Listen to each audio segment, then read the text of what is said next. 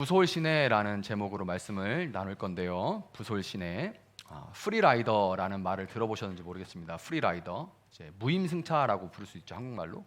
프리라이더, 공짜로 타는 사람, 이런 말을 여러분 들어보셨는지 모르겠습니다. 대개의 경우에는 프리라이더 문제는 어디서 맨 처음에 이런 용어를 듣게 되냐면, 이제 대학 갔을 때 대부분은 처음으로, 지금 모르겠어요, 중고등학교 때도 그런 행동을 하는지, 그런 프로젝트들이 있는지 모르겠는데, 대학교 가면 이제 처음으로 조별 과제 이런 거를 교수님들이 주십니다. 저도 이제 강의를 하면 조별 과제를 내냐 뭐 이런 것들이 다 있어요. 그 중에 정해서 할 수 있는데, 조별 과제를 저도 경험해 봤기 때문에 그게 참 부담스럽다는 걸 저도 알아서 안 냈습니다. 왜 그러냐면, 조별로 발표를 딱 하게 되면 몇 명이 되든 간에 정하죠. 이제 자료 조사 담당, 그 다음에 이제 자료 조사한 걸 가지고 PPT를 만드는 담당, 내가 좀 PPT 좀 만들 줄 알아, 뭐 이런 거 하는 사람은 그러면 이제 맡기고, 그 다음에는 이제 나는 좀 발표하는 게 좀 자신 있거나 아니면 내가 해보고 싶다, 그래서 발표하는 사람을 맡기기도 합니다. 그래서 보통 이런 식으로 정해지죠.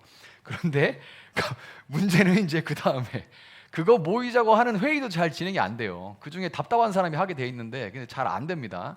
그러고 나면 갑자기 막 연락이 두절되죠. 그리고 인터넷에서 아무렇게나 끌어다 붙인 그런 걸 이제 자료랍시고 막 갖다 줍니다.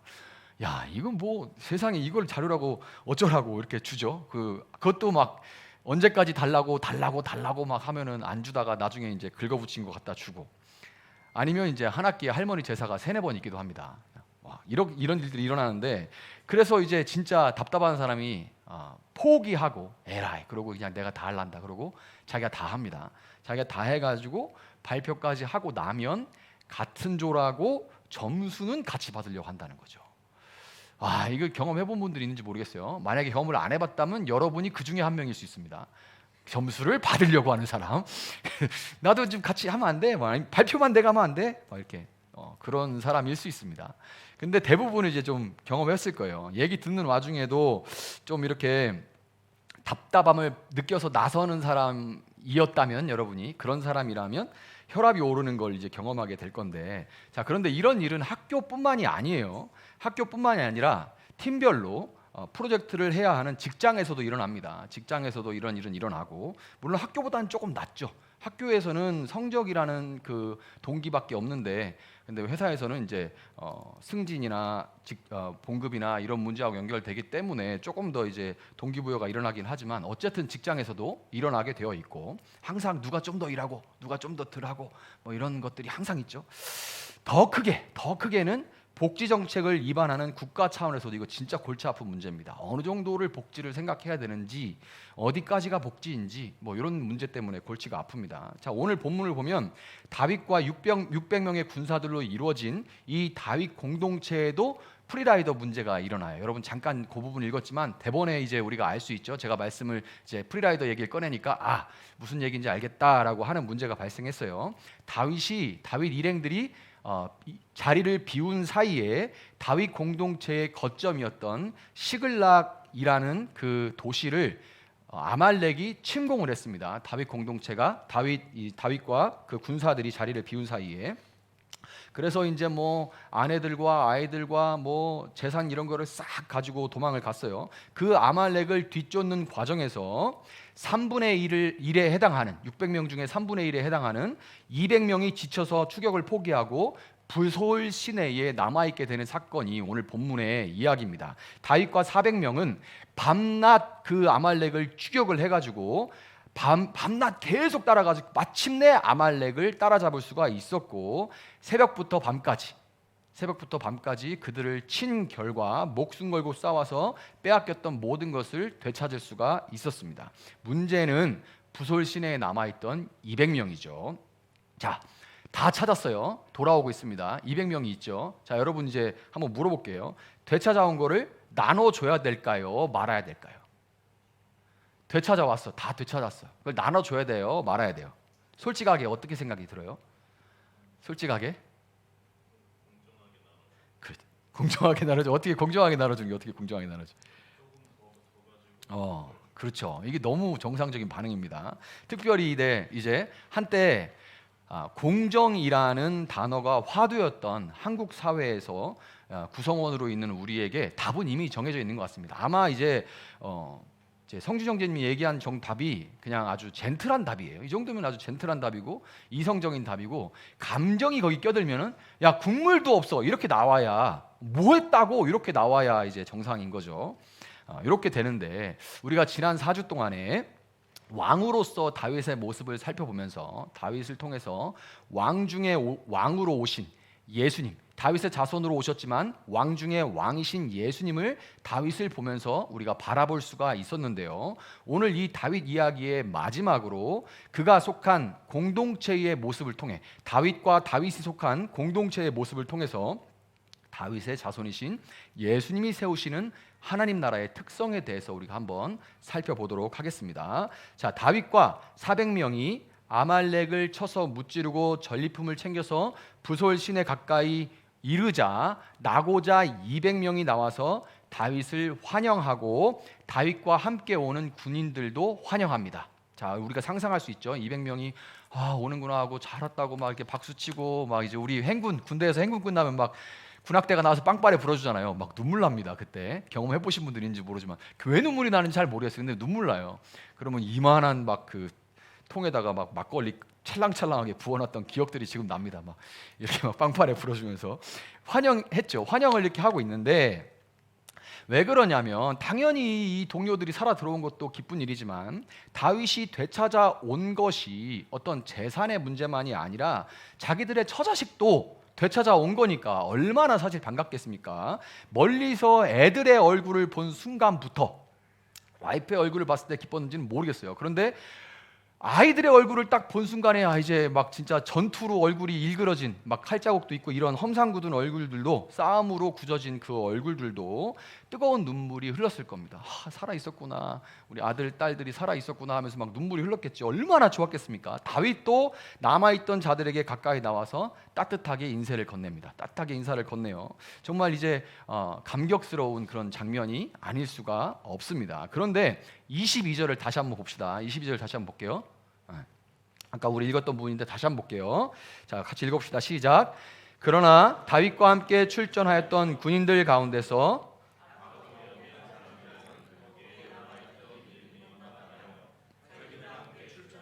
군인들에게는 되찾은 물건을 하나도 돌려주지 말고 다만 각자의 아내와 자식들만 데리고 가게 하자고 우겼다. 자, 이렇게 나와 있습니다. 함께 출전했던 400명 중 일부가 프리라이더 이슈를 지적을 하면서 공정의 이름으로 일한 만큼, 능력만큼, 다시 말해 공로만큼 보상할 것을 주장한 겁니다. 너무나 당연하죠. 이들의 주장이 아까 이제 저 처음에 말씀드린 것처럼 너무나 당연한 그런 말이에요. 실력 있는 사람이 더 받는 것이 당연하고, 초과 근무한 사람이 더 받는 것이 당연하고, 어떤 성과에 담긴 내 지분이 더 많은 사람이 더 많은 보상을 가져가는 것은 주식 시장이 발달한 이 자본주의 사회에서는 너무나도 당연한 겁니다. 내가 주식 한 주, 두 주, 세 주, 당연히 그 주식의 지분만큼 내가 더 가져가는 게, 그리고 그래서 그 회사가 이래가지고 성과가 더 올라가면 더 많은 지분만큼 가져가는 게 너무나 당연하죠. 그래서 여러분들도 저도 사실은 실력으로, 성과로 내 지분을 늘려고 사실 지금 아등바등 살아가고 있는 거잖아요. 그 지분을 조금 늘려보려고, 실력이든 뭐든 그게 뭐가, 심지어 뭐 어떤 외모라도 내가 조금이라도 지분을 늘리려고 살아가는 게 우리가 아등바등 살아가고 있는 그 현실입니다. 그런데 성경은 너무나도 당연한 이런 주장을 펼치는 자들에 대해서 뭐라고 부르고 있습니까? 지금 뭐라고 불러요? 악하고 야비하다 이럽니다. 와, 악하고 야비하대요. 그래서 사실 저도 그래요. 아니 왜? 이런 질문이 나옵니다. 여러분 안 그래요? 아니 도대체 왜 악하고 야비하대? 뭐 조금 얍삽하다 뭐 이 정도까지는 그럴 수도 있어. 그런데 악하고 야비하답니다. 도대체 왜? 라는 질문이 저절로 나오죠. 거기에 남아있던 이들이 못마땅하여 라는 표현이 나와요. 거기에 있는 자들이, 거기 200명을 보면서 못마땅하여라는 표현이 성경에 나옵니다. 이 표현 못마땅하여라는 표현을 보면서 자연스럽게 마태복음 20장 1절부터 16절에 기록된 포도원 품꾼들의 이야기를 떠올리게 됩니다. 그 표정을 보면서 그 장면의 그 표정들을 떠올리면서 자연스럽게 이 이야기로 이어지게 돼요. 이 이야기는 이렇게 시작됩니다. 한번 봅시다. 마태복음 20장 1절 2절. 자, 같이 읽어봅시다. 시작. 하늘나라는 자기 포도원에서 일할 일꾼을 고용하려고 이른 아침에 집을 나선 어떤 포도원 주인과 같다. 그는 품삯을 하루에 한 데나리온으로 일꾼들과 합의하고 그들을 자기 포도원으로 보냈다. 자, 한 무리의 일꾼들이 포도원 주인과 하루치 일당인 한 데나리온. 지금 요즘은 이제 뭐 일당 나가면 10만 원, 15만 원 이렇게 포도같이 농작물 따는 거는 단가 아주 셉니다. 단가가 세도 지금 한국 사람들은 잘 안 해요. 그래서 보통 외국인 노동자들이 와서 하는데 뭐 고추 따고 이런 거 힘들거든요. 최소 15만 원 정도, 13에서 15만 원 정도 합니다. 와, 그렇게 많이 줘? 라고 생각할 수 있지만 정말 힘들어요. 자, 그만큼 딱 15만 원 줄게 이렇게 약속을 한 거예요. 한 데나리온. 하루치 품삯이 한 데나리온입니다. 시대 따라 자꾸 변하긴 하겠죠. 물가 따라. 어쨌든 이것을 약속을 받았어요. 그리고 이른 아침 6시경부터 포도원에 들어가 일하기 시작했습니다. 당연히 힘들죠. 뭐 따는 일 얼마나 힘들었겠습니까? 힘들어요. 힘들지만 예수님 당시에 경제 사정이 정말 형편없었기 때문에 식민지 상태였는데 당연히 좋을 리가 없죠. 당연히 좋을 리가 없죠. 그러니까 경제 사정이 완전 엉망진창입니다. 그렇기 때문에 그들은 실업을 면하고 가족을 부양할 수 있는 일거리를 잡은 것만으로도 기쁘고 뿌듯했을 겁니다. 저녁에 들어가면 요거 가지고 통닭 한 마리 사갖고 들어가자라거나 뭐 이런 생각들을 아버지라면 다 하겠죠. 그런데 9시에 6시부터 일을 했는데 9시에 한 무리의 일꾼들이 포도원에 더 들어와요. 그러더니 12시와 오후 3시에도 또 다른 일꾼들이 들어와서 일을 하기 시작했습니다. 중간중간 일꾼들을 뭐 트럭으로 봉고차로 실어가지고 이제 막 포도원에 집어넣는 거예요. 자, 근데 중간중간 나가서 사람들을 더 데리고 하는 일 자체가 굉장히 번거로운 일인데다가 그런 사람이 어디 있습니까? 그런데 그렇게 하는 일 자체도 번거로운데다가 한번 생각해 보세요. 이게 사람이 많아지면 좋을 것 같죠? 안 그래요. 이게 일하던 사람들이 손 맞춰서 야 이렇게 2줄 따고 2줄 따자 쭉쭉쭉 나가는데 갑자기 사람들 들어오면 처음부터 다시 설명해야 됩니다. 자, 당신들은 저기 따고 이렇게 따야 돼요 하고 얘기를 뭐 십장 같은 사람들이 반장들이 하게 되는데 그거 또 하고 또 하고 또 해야 되잖아요. 그런데 말기 못하는 사람이면 이거 일머리가 틀어져 가지고 일이 꼬일 수도 있습니다. 그러니까 일의 성과만을 위해서라면 이럴 리가 없죠. 이렇게 사람들을 계속 추가로 데려올 일이 없죠. 그러니까 이제 6시에 온 사람, 그 다음에 9시에 온 사람들도 무슨 생각할까요? 주인이 참 희한한 사람이다. 주인이 진짜 희한한 사람이네. 야, 별종이네. 이렇게 생각을 했겠죠. 근데 뭐 일하느라고 그런 생각 조금 하다 말았을 건데, 그런데 놀랍게도 포도원 주인은 일을 마치기 1시간 전인 오후 5시에도 또 다른 일꾼들을 데리고 왔습니다. 자, 6시에 심화예요. 6시에 심화인데 이제 일본 용어로 써서 죄송합니다. 근데 그 현장이 그래요. 6시에 심화예요. 근데 5시면 뭐 합니까? 여러분 이제 막노동 일품 나가보면 뭐 해요? 5시면? 장비 정리합니다. 슬슬 이제 아저씨들이 이제 슬슬 느려지기 시작하고 장비 정리합니다. 장비 정리하고 뭐 옷도 뭐 털고 뭐 이런 일들 슬슬 시작합니다. 뭐 쳐놨던 거 슬슬 걷기 시작하고 이런 거 합니다. 자, 그런데 이때에 장비 정리, 도구 정리하고 뭐 이럴 때에 일을 시작하게 된 거예요. 이것 자체도 말이 안 되는데 더군다나 그 일꾼들은 장애 때문에 일하는 것조차도 불편해 보였습니다. 물론 성경에 이 얘기가 나오지 않아요. 그런데 제가 지어낸 말이 아니고 이거는 학자들의 설명입니다. 당시의 상황을 공부한 학자들이 이렇게 말을 해요. 그 시간까지 일을 구하지 못한 사람들은 아마도 장애로 인해서 아무 데서도 불러주지 않는 사람들이었을 것이다 라고 이렇게 학자들이 이야기를 해요. 시간도 얼마 안 남았는데 장애가 있어서 제대로 일을 했다고 말하기도 어려운 일꾼들. 상상이 가죠. 자, 여러분이 지금 현장에 있는데 그런 사람들이 와서 1시간 하는 둥 마는 둥 이게 뭐 어떻게 하는지도 모르는데 그렇게 일을 했다고 쳐봅시다. 자, 그런데 포도원 주인은 공교롭게도 그 일꾼들을 먼저 불러서 정산을 합니다. 그 사람들을 먼저 자 5시에 온 분들 뭐 김씨, 이씨 이쪽으로 오세요 이렇게 부르더니 그 사람들한테 먼저 일당을 이제 보통 봉투로 줘요. 이렇게 주는데 보란 듯이 한 데나리온을 지급을 합니다. 15만 원을 준 거예요. 자, 그럼 무슨 생각이 들까요, 여러분? 당연히 저 정도 일했는데 일당을 다 준다고? 와, 대박. 그럼 나는 이런 생각이 당연히 들죠. 아니 저 같아도 그 생각, 가만있어 봐, 가만히 있어보자. 내가 참을 먹었는데 참 시간은 내가 사실 일했다고 말하긴 그렇지. 그러니까 내가 참 시간 뭐 1시간 정도는 빼자. 참 시간, 참 먹고 쉬는 시간 1시간 빼고 그래도 10시간 정도는 일했으니까 1시간에 10배, 10데나리온이잖아. 150만 원? 야, 이건 내가 좀 하루에 받기는 사실 좀 그래. 그러니까 그래도 내가 야, 저 사람이 한 데나리온을 받았는데 10데나리온 다 주진 않아도 7, 8데나리온? 7데나리온? 8데나리온? 이렇게 막 이제 머릿속으로 돌아가죠. 당연하지. 그런데 3시에 온 일꾼들, 12시에 온 일꾼들에게도 한 데나리온씩 줘요. 맨 처음 5시에 온 사람들, 3시에 온 사람들, 12시에 온 사람들 이렇게 거꾸로 부르면서 돈을 주는데 다 한 데나리온씩 줘요. 뭔가 일이 잘못돼 간다고 느끼던 차에 9시에 온 일꾼들에게도 한 데나리온만 주어지자 가장 먼저 온 일꾼들은 심기가 뒤틀어지기 시작했습니다.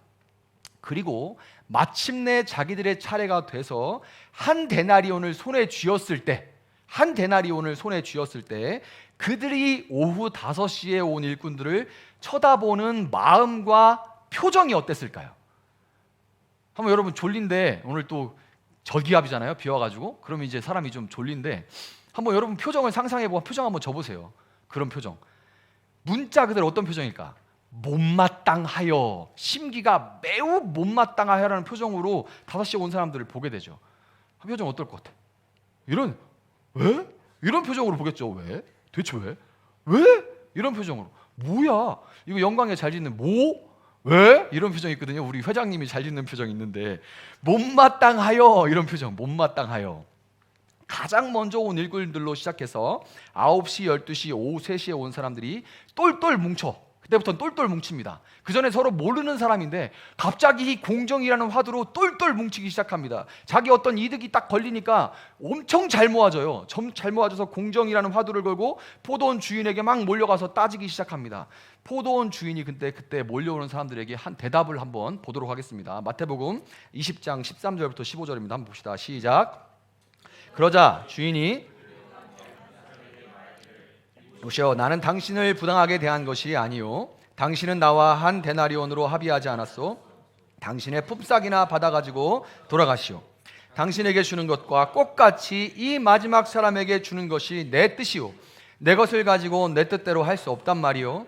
내가 후하기 때문에 그것이 당신 눈에 거슬리오 하였다. 자, 가장 나중에 온 일꾼들을 제외한 나머지 일꾼들은 공정이라는 자신들의 기준 때문에 가려서, 원래는 그런 거 신경 쓰지 않았어요. 그런데 사실 공정이라는 얘기지만 그 안에는 이제 내 이득이라는 것이 걸리는 거죠. 그 기준에 가려서 사실 그들 모두가 한 데나리온에 몇 시간씩 모자란 프리라이더라는 것을 잊어버린 겁니다.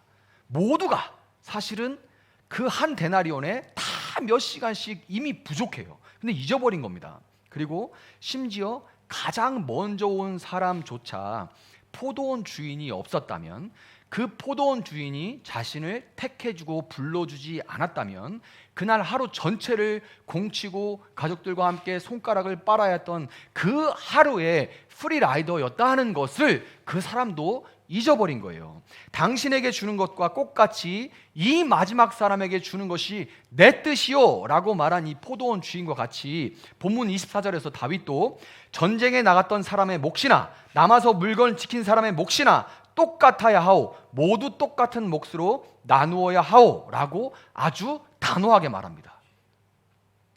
아주 단호하게 말해요. 이거는 이렇게 해야 되는 거야 라고 단호하게 말해요.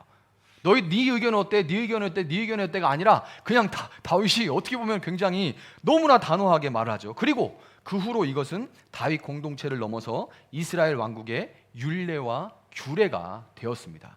다윗이 그토록 단호할 수 있었던 이유를 우리는 24절에서 볼 수 있었어요. 잘 들어보세요. 아까 우리 읽었는데 제가 다시 읽어드릴게요. 23절에 동지들, 주님께서 우리를 지켜주시고 우리에게 쳐들어온 습격자들을 우리의 손에 넘겨주셨소. 주님께서 우리에게 선물로 주신 것을 가지고 우리가 그렇게 처리해서는 안 돼요. 아멘. 분명히 다윗은 빠진 게 아니죠. 다윗도 목숨을 걸고 고생했습니다. 리더기 때문에 다른 사람 부담의 2배, 3배의 무게를 짊어지고 뛰어나가서 그렇게 처리하고 전리품 챙겨서 돌아왔을 거예요. 다윗도 목숨 걸고 고생했습니다. 그런데 다윗의 말에 야, 내가 니들보다 더 고생했어, 이런 말 없습니다. 뭐라고 합니까? 주님께서 지켜주시고 주님께서 습격자들을 우리 손에 넘겨주셨고 주님께서 선물로 주셨다. 다윗의 말에는 전부 뭐만 있어요? 주님만 있어요. 온통 다윗의 마음에는 하나님 중심, 하나님의 관점밖에 없는 겁니다. 다윗은 아침 일찍 노동시장에 나가도 일할 곳이 없는 자신들을 택해서 일할 수 있게 해준 포도원 주인, 9시, 12시, 오후 3시, 5시에도 적극적으로 나가서 사람들을 불러서 아무도 찾아주지 않아서 일할 수 없어서 마음이 무너지고 비참한 사람들을 적극적으로 받아주시는 포도원 주인이신 하나님을 알고 믿는 사람이 바로 다윗이었습니다. 그는 자신을 누구보다 다윗이 너무 잘하는 게 왜 그래요? 목동이었던, 집에서도 천덕꾸렸던 자신을 택하셔서 불러주시고 인도해주시고 지켜주신, 또 앞으로도 지켜주실 그 하나님의 은혜 앞에 자신은 그 누구보다 먼저 프리라이더임을, 왜 내게 이런 은혜를 주는지 대답할 수 있는 사람 아무도 없습니다, 이 세상에서. 그래서 내가 프리라이더구나 라는 것을 이 다윗은 분명하게 인지하고 있었던 겁니다. 여러분, 프리라이더는 결코 다른 프리라이더들을 비난할 수 없어요. 저도 이 말씀 준비하면서 또 다시금 이게 느끼면서 얼마나 감사했는지 모릅니다. 여러분이 없으면 저는 목사가 아니에요. 여러분이 없으면 저는 목사가 아닙니다. 그러니까 나는 빚진 자예요. 공짜 무임승차자입니다. 내가 준비하고 내가 청소하고 내가 세팅하고 내가 설교 준비하고, 그러니까 내가 음식 다 준비해놨으니까 여러분이 와서 먹고 왜 고맙다고 안 해? 왜 먼저 안 해? 이런 생각이 안 드는 것은 제가 기본적으로 여러분이 없으면 목사가 아니기 때문에 그렇습니다. 여러분을 하나님 사랑하시기 때문에 목사로 저를 불러준 거지, 여러분이 없으면 저는 목사가 아니에요. 여러분 서로도 마찬가지입니다. 서로가 있으니까 서로를 위해서 여러분을 불러주시고 여기서 모아주신 거예요. 그러니까 이런 마음, 빚진 자의 마음이 다윗도, 또 신약에는 사도 바울도 이런 빚진 자의 마음, 프리라이더의 마음을 갖고 있었죠. 이 프리라이더의 마음을 가진 사람은 결코 다른 프리라이더를 비난할 수 없습니다. 프리라이더는 다른 프리라이더들과 함께 자신들을 무임승차하게 해주신 참된 주인의 그 은혜에 감사하면서 기뻐할 수 있을 뿐인 겁니다. 여러분, 다윗 공동체와 이스라엘의 이 모습은 천국의 모형이고요. 천국의 모형입니다. 그리고 마태복음 20장의 포도원 주인의 비유 역시 천국의 원리를 보여주는 비유입니다. 그리고 이제 천국의 모형이요, 천국의 원리를 보여줄 수 있고 보여줘야 하는 공동체는 다름 아닌 교회입니다. 아멘입니까? 다름 아닌 교회예요. 왜냐하면 다윗의 자손으로 오신 예수님이 십자가에서 내 죄를 위해, 우리 모두의 죄를 위해 마지막 남은 물 한 방울, 피 한 방울까지 다 쏟고 죽어주셨기 때문입니다. 여러분, 죄는 어긋났다, 관역에서 벗어났다라는 그런 의미도 갖고 있지만 동시에 빚을 졌다라는 의미도 가지고 있습니다. 빚진다라는 의미도 갖고 있어요. 우리는 우리를 지으시고 불러주시고 이만큼 준비되고 성장해서 일할 수 있도록 계속해서 우리 인생 가운데 찾아오셨던 하나님을 무시하고 내 잘난 맛에 살았던 사람들입니다. 돌아보면 여러분 인생 가운데 하나님께서 여러분을 부르신 순간들이 참 많아요. 근데 왜 이제서야 제가 교회를 왔을까요? 모르죠. 여러분이 무시한 거죠. 외면한 거죠. 없는 셈 친 거죠. 잊어버린 거죠. 덮어둔 거죠. 끝내 하나님은 그렇게 무시당해도 계속 하나님은 찾아오신 거죠. 자, 그런데도 불구하고 우리는 그 하나님을 무시하고 내 잘난 것에 살았던 사람들입니다. 다른 사람들과 비교하면서 주눅들어서 비참해하거나 내가 더 열심히 살았는데 왜 그에 합당한 보상을 주지 않냐고 따지고 울분을 토하던 그런 사람들입니다. 그럼에도 예수님은 그런 우리 죄를 위해서 대신해서 피로 값을 치러주셨습니다. 예수님이 대신 값을 치러주셨기 때문에 우리 모두는 거저 구원 열차에 올라탄 프리라이더들이에요. 우리는 모두 구원을 향해 가는 그 열차에 올라탄 프리라이더들입니다. 다윗과 함께 출전했던 군인들 중에 일부가 출전한 사람과 그렇지 못한 사람들을 나누려고 했던 것처럼 이 공로주의 중심의 사회는 끝없이 계급화하고 계층화하면서 나눠지려고 합니다. 끝없이 계급화 계층화하면서 나눠져요. 공로주의 사회에서, 성과 중심 사회에서, 경쟁 사회에서. 여러분, 왜 세상이 이렇게 계속 나눠지는지 압니까? 그리고 그거에 제일 잘 맞는 종교가 힌두교예요. 여러분, 힌두는 포용의 종교라고 알려졌지만 힌두의 카스트가 몇 개인지 아십니까? 계급이 1940년이 돼서야 밝혀진 카스트도 있습니다. 왜냐하면 그 카스트에 해당하는 사람들은 낮에 못 나와요. 너무 신분이 낮아서. 그래서 밤에만 몰래 활동할 수 있습니다.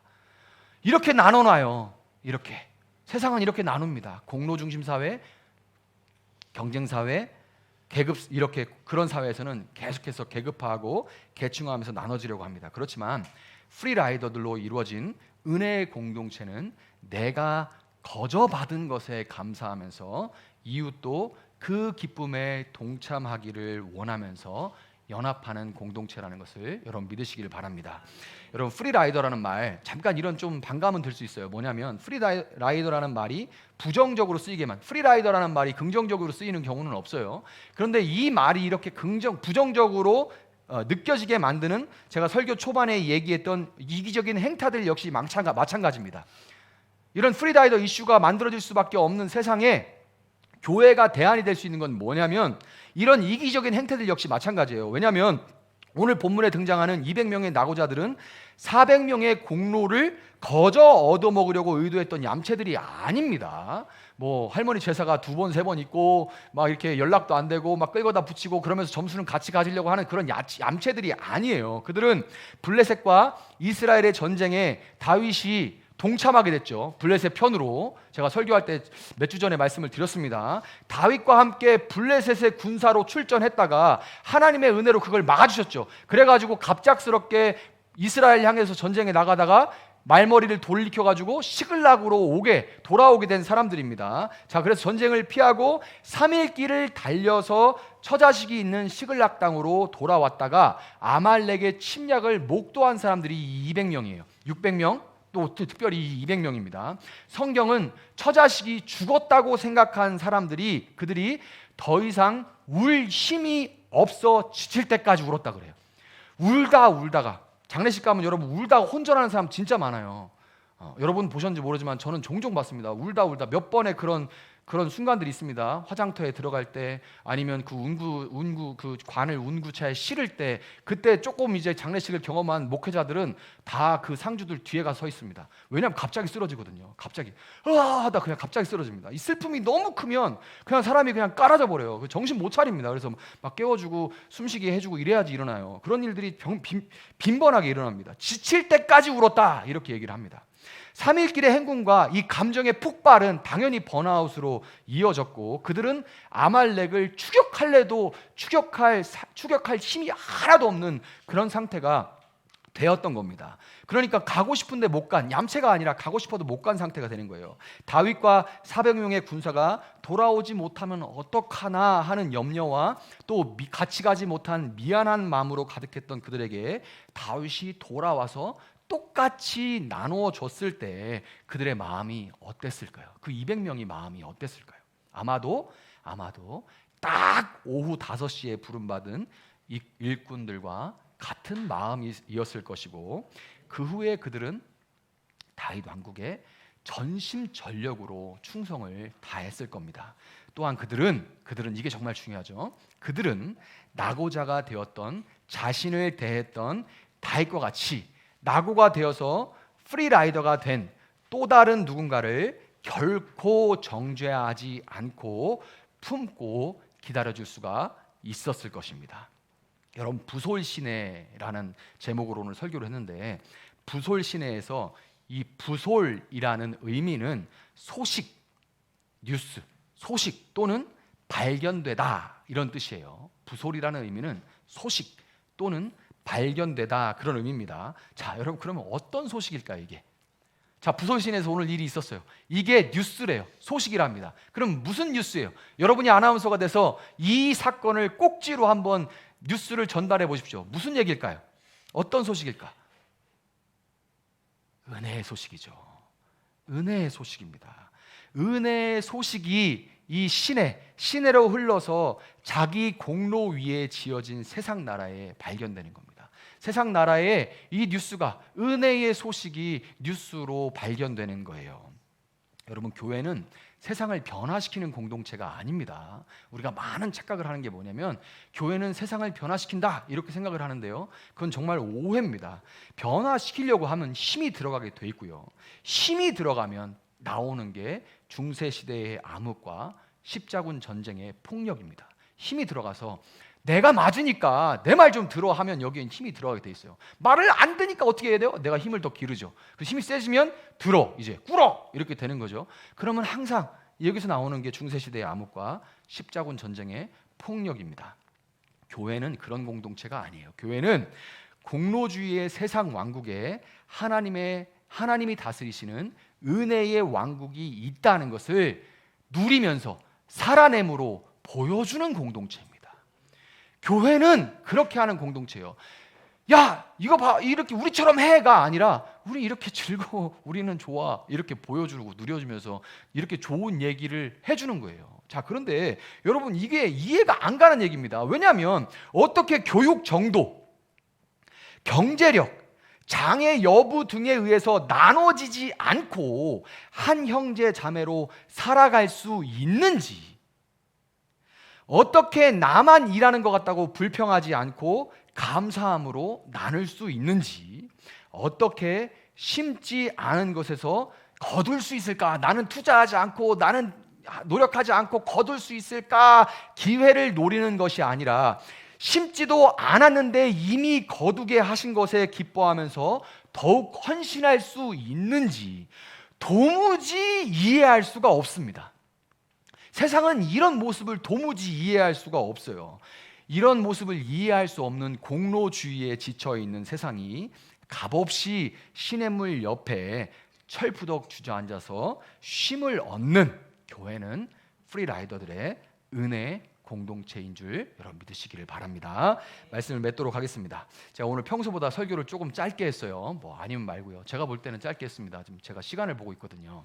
자, 요즘 설교 길다고 태클들을 받아가지고 짧게 설교를 했습니다. 짧게 설교를 했는데 오늘 예배 후에 여러분 다 아시다시피 우리 교회 장로 선출을 위한 첫 공동회의가 있죠.